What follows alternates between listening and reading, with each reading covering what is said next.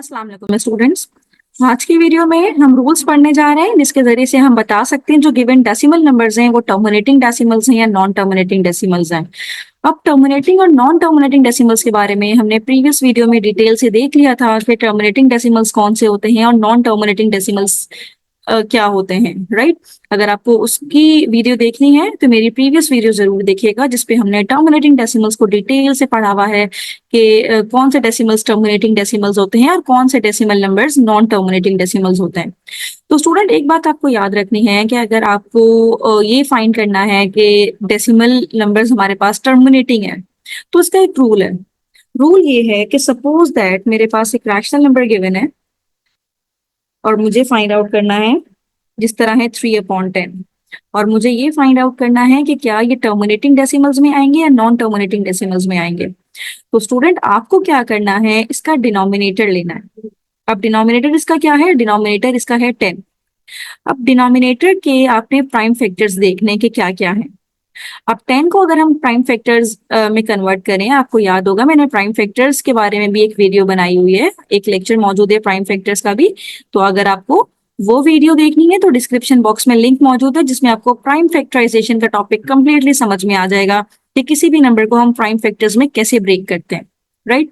अब 10 मेरे पास एक नंबर है और इसके अगर मैं प्राइम फैक्टर्स देखूं तो 2 और 5, यानी कि 2 को जब 5 से मल्टीप्लाई करेंगे, ये दोनों प्राइम नंबर्स हैं, 2 इंटू 5 इज 10। तो इसका मतलब है मेरे पास प्राइम फैक्टर्स कौन कौन से हो गए, मेरे पास प्राइम फैक्टर्स है 2 एंड 5। तो स्टूडेंट ऐसे डिनोमिनेटर जिनके प्राइम फैक्टर्स 2 या 5 हो, या फिर 2 और 5 दोनों हो सकते हैं, या सिर्फ 2 हो या सिर्फ 5 हो, तो इस तरह के जो रैशनल नंबर्स होते हैं ये मेरे पास टर्मिनेटिंग डेसिमल्स कहलाएंगे। इसका मतलब ये है कि 3/10 is a terminating decimal number, right. अब एक और एग्जांपल हम लेते हैं जिसके जरिए से आपको समझ में आएगा। और एग्जांपल है मेरे पास 24/15। 24/15 डिनोमिनेटर में नंबर कौन सा है, नंबर है 15। 15 को अगर हम प्राइम फैक्टर्स में ब्रेक करें, इस तरह से 15 को हम ब्रेक करते हैं प्राइम फैक्टर्स में, तो 3 5 15 देन 5 1 5, तो ये ब्रेक हो जाएगा 3 इंटू 5 में। तो स्टूडेंट इसके प्राइम फैक्टर्स में 3 आ रहा है, जबकि हमने रूल में ये पढ़ा है कि अगर प्राइम फैक्टर में सिर्फ 2 या 5 होना चाहिए या 2 और 5 दोनों हो सकता है, लेकिन ये 3 आ रहा है। तो इसका मतलब ये है कि इसके प्राइम फैक्टर्स में ये जो 3 आ रहा है, ये इसकी वजह से 24/15 ये बन गया है नॉन टर्मिनेटिंग डेसिमल। और आप चेक भी कर सकते हैं कि वाकई ये नॉन टर्मिनेटिंग डेसिमल है भी या नहीं। नॉन टर्मिनेटिंग का मतलब ये है कि पॉइंट्स के बाद इसके नंबर चलते चले जाएंगे, खत्म नहीं होंगे। ये जो मैंने आपको एक्सप्लेन किया है 3/10 ये टर्मिनेटिंग डेसिमल है, ये हम प्रूव भी कर सकते हैं। कैसे प्रूव कर सकते हैं, ये 3 को रखते हैं अंदर, जो भी न्यूमरेटर का नंबर होगा वो अंदर जाएगा, 10 जाएगा बाहर। अब 3 को 10 से डिवाइड करना है तो डिवाइड डायरेक्टली तो नहीं हो सकता, हमने ऊपर पॉइंट लगा के फिर 0 लेना है।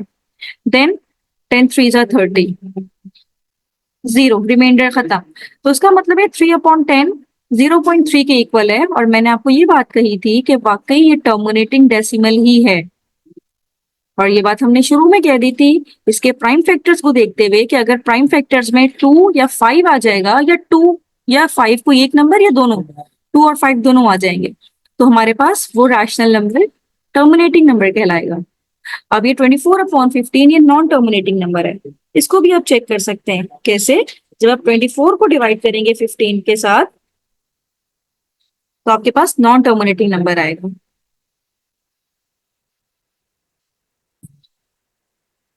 ये स्टूडेंट इसका एक काम और करते हैं, क्योंकि 24/15 ये सिंप्लीफाइड वर्जन में नहीं है।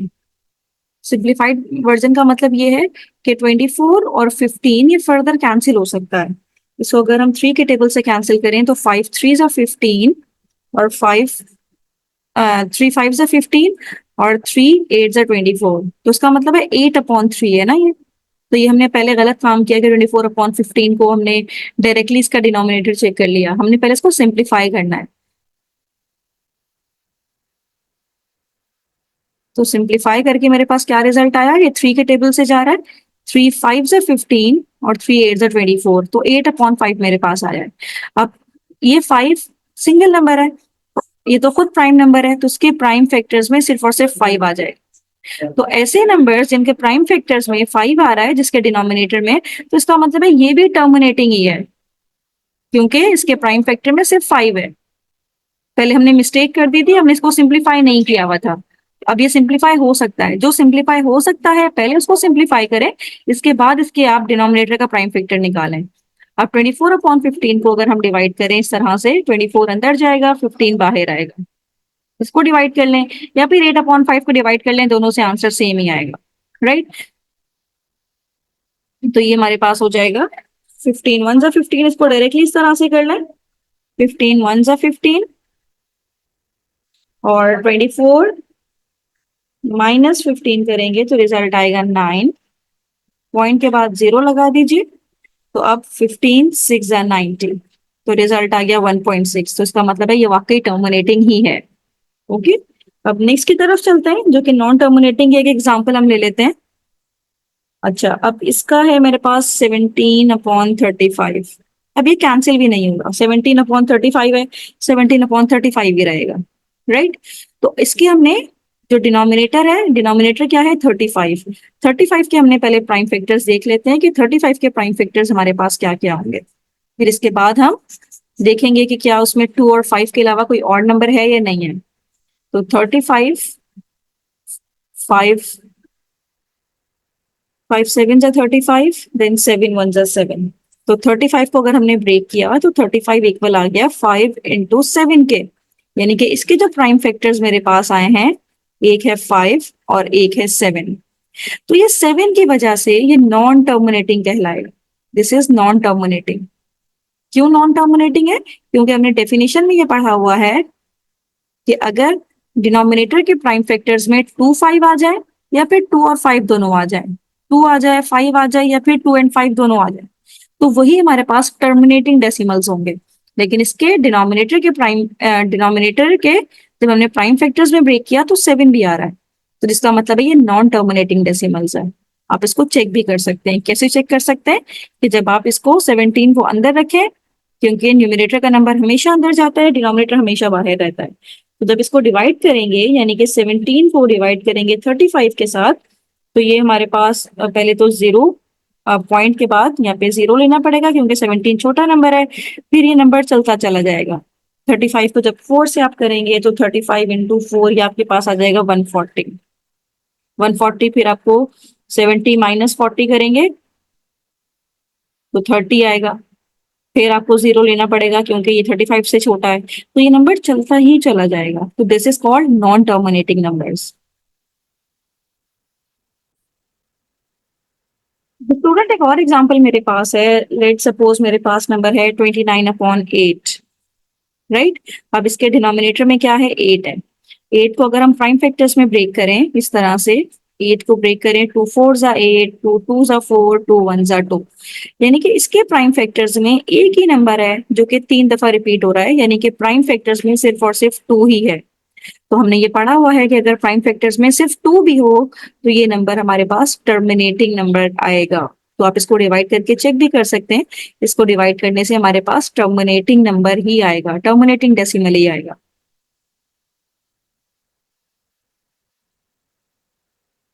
स्टूडेंट, मेरे पास यहाँ पे कुछ नंबर्स हैं, कुछ रैशनल नंबर्स हैं।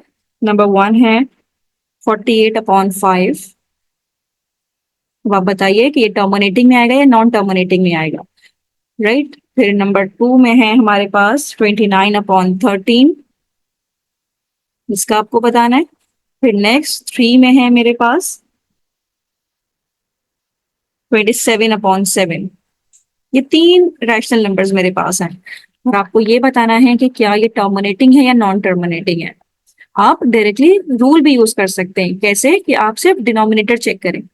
डिनोमिनेटर में हमारे पास 5 है, डिनोमिनेटर इज 5।